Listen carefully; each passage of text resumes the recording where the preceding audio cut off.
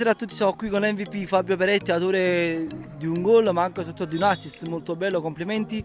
Però parlando prima di questa gara, cosa vuoi dire a riguardo? È stata una gara molto difficile, loro giocavano palla a terra, erano davvero bravi e sono stati bravi a riprenderla, che per un periodo ci siamo anche un attimo addormentati, però va bene così. A livello invece personale, cosa conta per te questa prestazione e questo premio finale anche?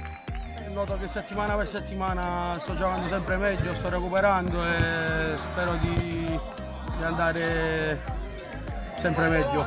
Ti faccio l'ultima domanda, e chi la dedichi questa vittoria? Alla mia ragazza. Va benissimo.